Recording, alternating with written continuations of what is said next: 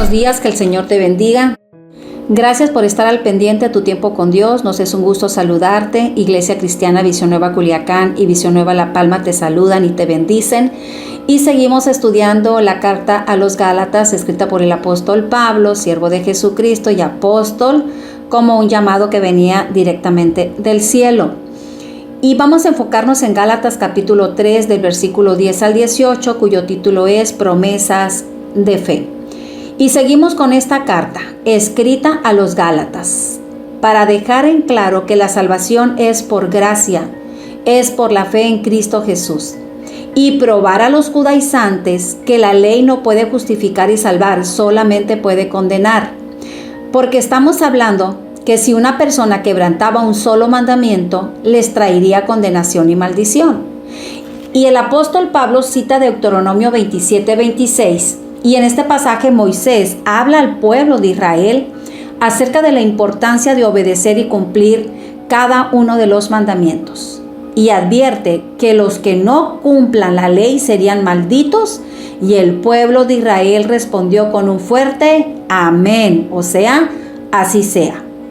Y como dije, estamos hablando no de 10, estamos hablando de 613 mandamientos que regían la vida espiritual, religiosa, civil y moral de la nación. Dios mío, ¿quién podría cumplirla?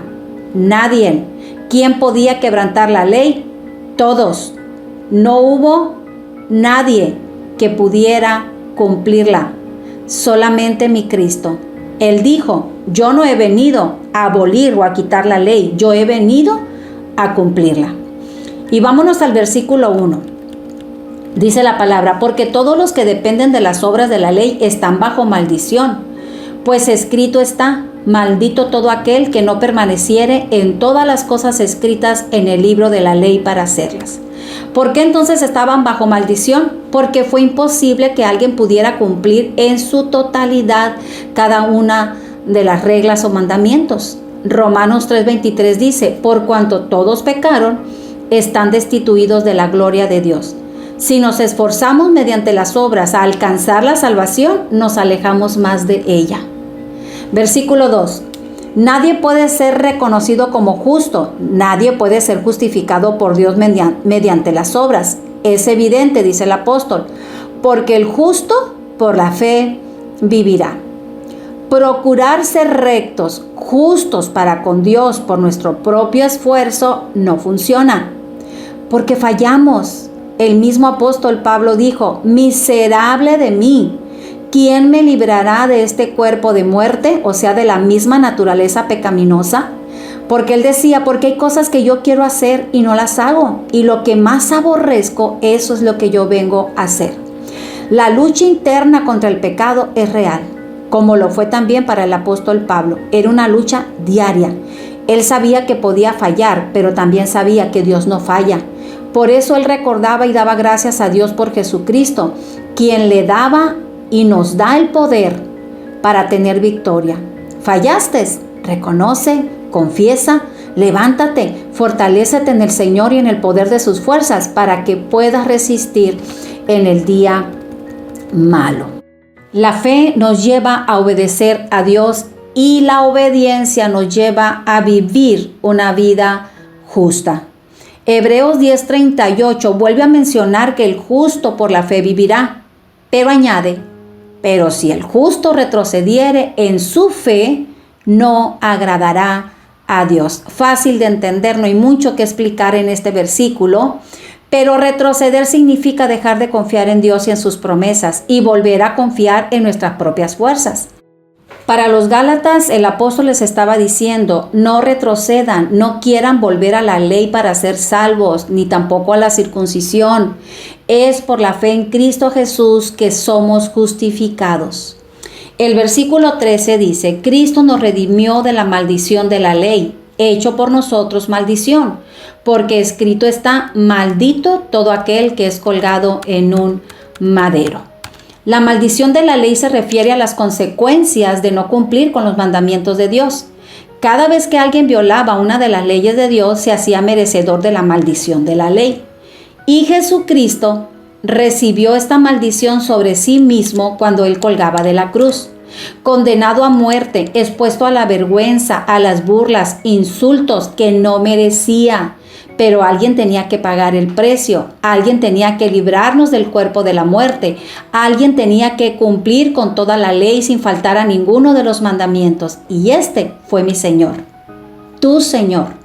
Y esto nos debe de llevar a ser agradecidos y obedientes y fieles a Él y no retroceder.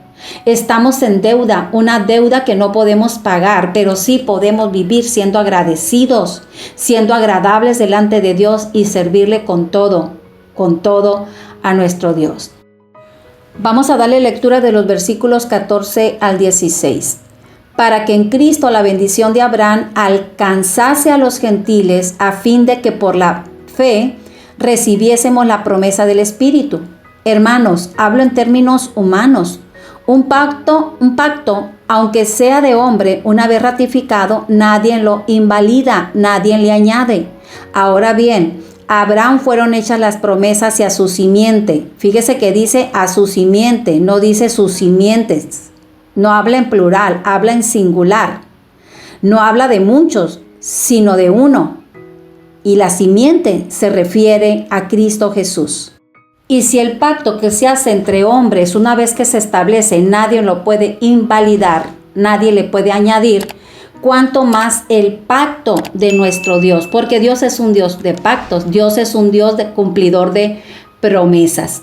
Dios prometió a Abraham que en su simiente serían benditas todas las naciones de la tierra.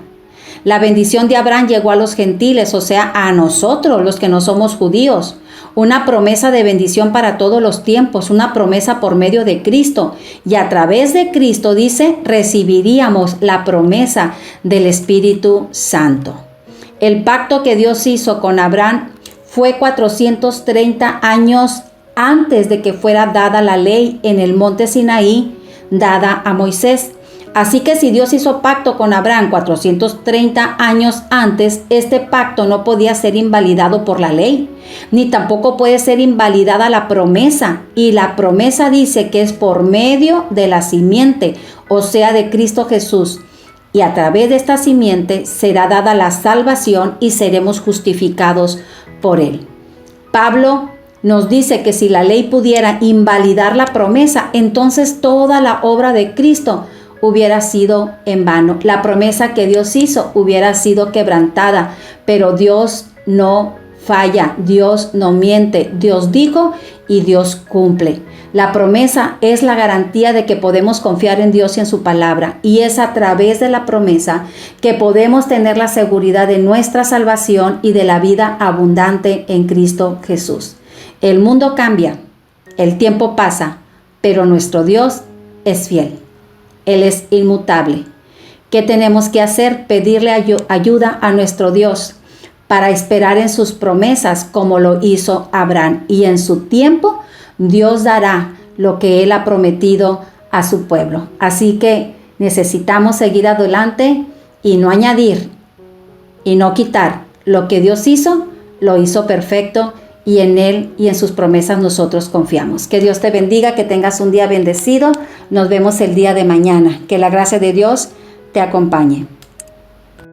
Gracias por escucharnos. Nos vemos el día de mañana. Y recuerda que no hay mejor tiempo que tu tiempo con Dios. Dios te bendiga.